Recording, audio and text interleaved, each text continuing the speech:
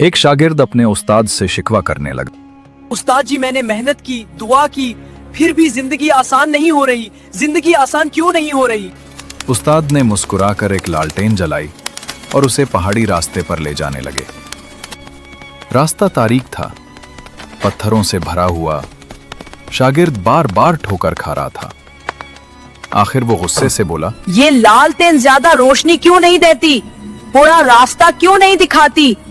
उस्ताद ने नरमी से कहा, ये इतनी रोशनी जरूर देती है कि अगला कदम दिखा दे, और ये ही काफी है मंजिल तक पहुंचने के लिए।